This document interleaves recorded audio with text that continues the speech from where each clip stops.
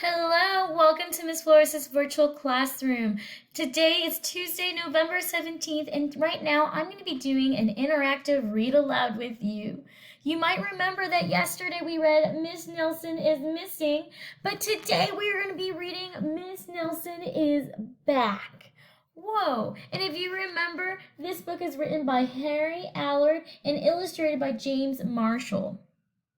So I want you to take a moment. I want you to look at our new book today, Miss Nelson is Back. And then I also want you to think about the book we read yesterday, Miss Nelson is Missing, right? So look at the children in these two books.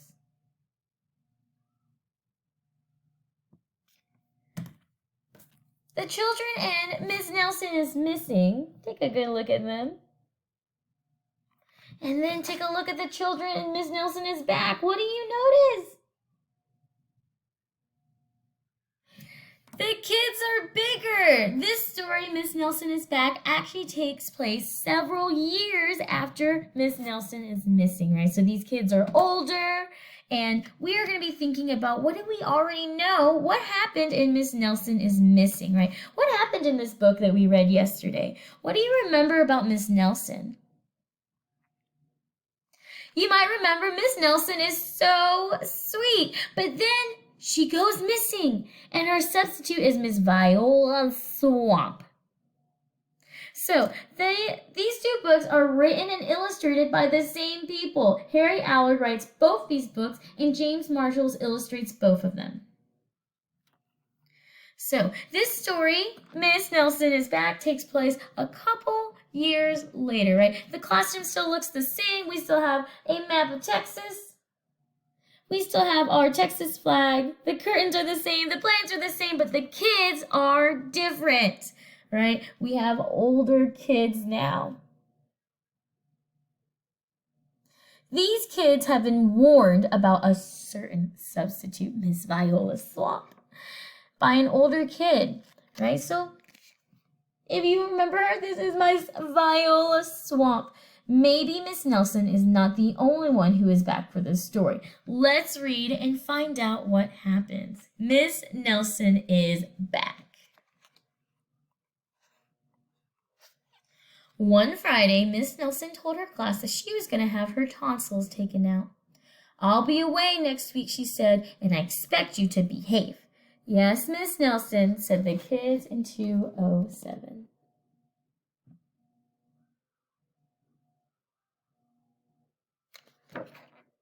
What happened the last time Miss Nelson was absent? What happened the last time she was out of school? Do you remember how the kids acted at the very beginning? And then when she was gone, their behavior got worse. But at recess, it was another story. "Wow," said the kids. "While Miss Nelson is away, we can really act up." "Not so fast," said a big kid from 309. "Haven't you heard of Viola Swamp?" "Who?" said Miss Nelson's kids. "Miss Swamp is the meanest substitute in the whole world," said the big kid. "Nobody acts up around her." "Ooh," said Miss Nelson's kids. "She's a real witch," said the big kid. "Ooh," said Miss Nelson's kids. "I'll just bet you get the swamp," said the big kid. This older boy knows a lot about Viola Swamp. I think he may have been in Miss Nelson's classroom years ago. Today's story takes place a few years later with a new class in room 207. So these are new kids.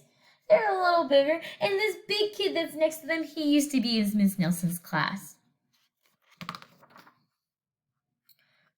On Monday morning, Miss Nelson's kids were all in their seats. They were nervous. Some of them had not slept well all weekend.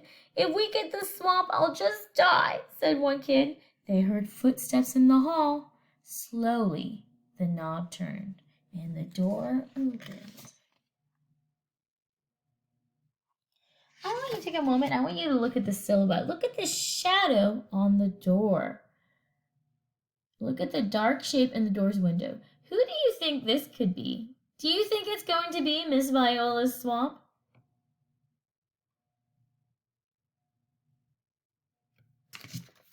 Let's find out if your prediction's right. It was Mr. Blandsworth, the principal. I shall personally take over this class, he said. Mrs. Nelson's kids were so relieved, but they soon learned that Mr. Blandsworth was not a lot of fun. There's Mr. Blandsworth. Look how relieved the kids look. They're so glad they didn't get Miss Viola's swamp. What does it mean to be relieved?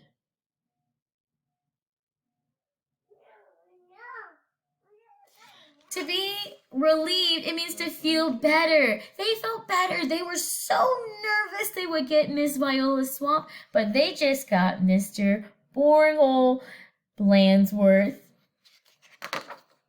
All morning, Mr. Blandsworth tried to amuse the class with his corny card tricks. Oh, brother, said the class. That afternoon, Mr. Blandsworth showed the class his favorite shadow pictures. This is kid stuff, said the class. The next day, Mr. Blandsworth demonstrated his favorite bird calls. They were not a success. And for 2 days, Mr. Blandsworth showed slides of his goldfish Lucille. Miss Nelson's kids had never been so bored. There's him doing the card tricks, and there's him showing the shadow pictures. And he's showing them his favorite bird calls and then pictures of his goldfish Lucille.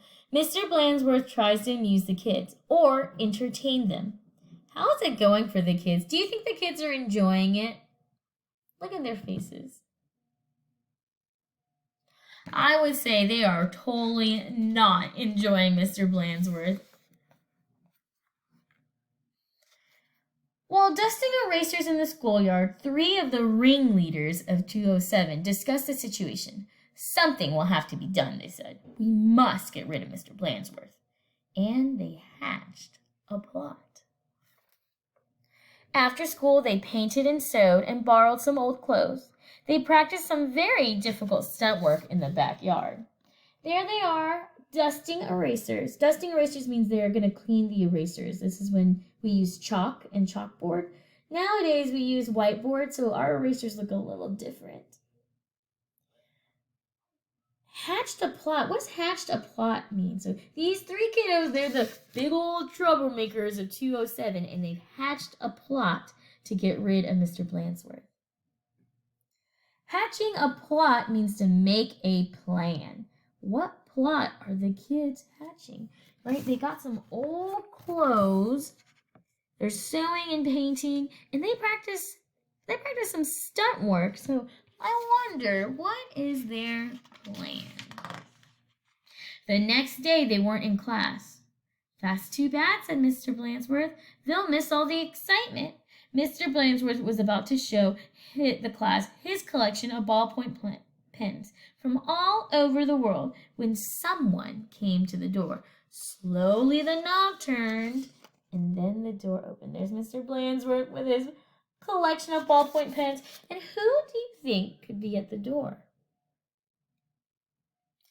Go ahead and look at the silhouette or the dark shape in the door's window. Who could it be this time?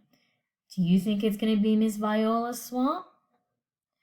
Who could it be? Oh, look, said the class. Miss Nelson is back. A tall and lumpy Miss Nelson tottered into the room.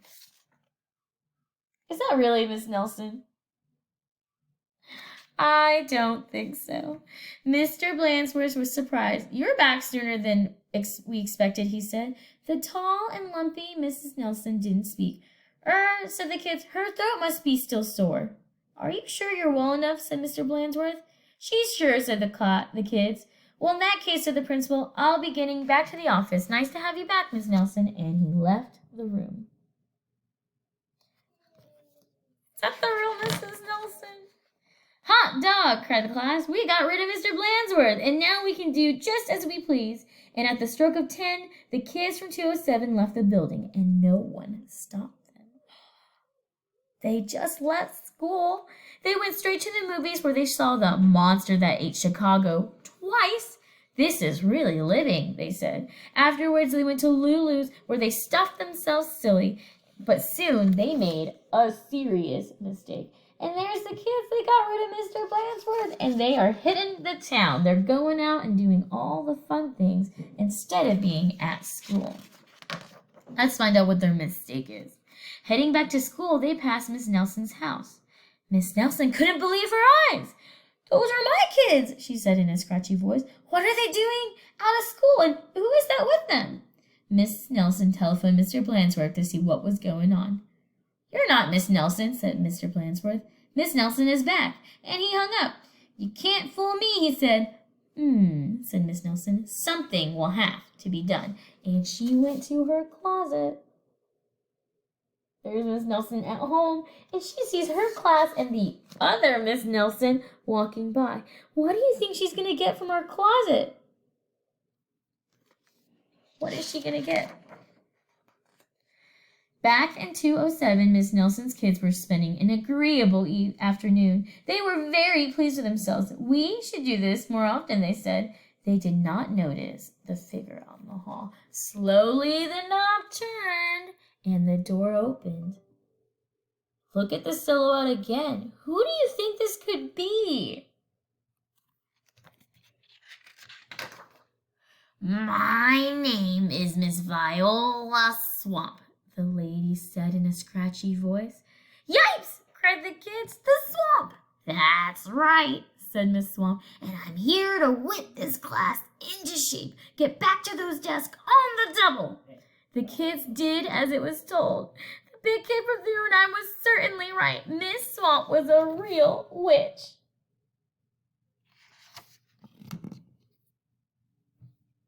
Oh no, and look at the kids' faces. They know they are in trouble.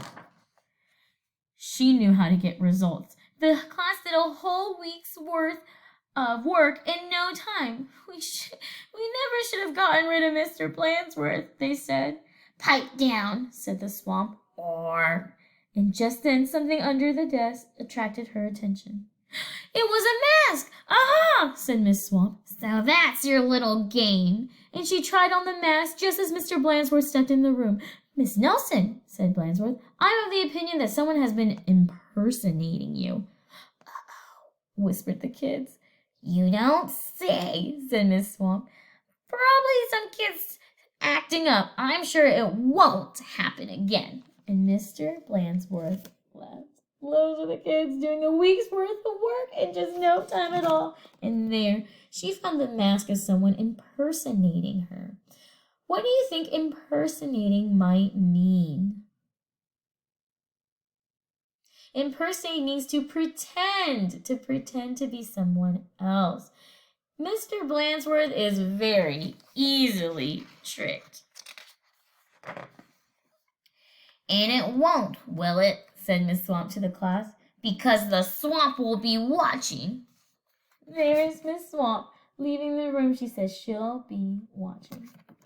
A minute later, Miss Nelson appeared. "I'm back," she said. And there's Miss Nelson again. I'm surprised that Miss Nelson didn't see Viola Swamp in the hallway. How could that happen? How could that happen? "Hot dog!" cried the kids. "Are we glad to see you?" "Didn't you have fun with Mr. Blansworth?" asked Miss Nelson. Said the kids. They decided not to mention Miss Viola Swamp, but they wondered why Miss Nelson hadn't seen her in the hall. All right. Thank you so much for joining me for that story. That was super fun. I felt like it was funnier than the first story, Miss Nelson Went Missing. All right. Please remember to do your assignment, your blue puzzle piece about our IRA today, about internal and external character traits. So you'll be thinking about the different characters we saw in our story today. Have a great Tuesday.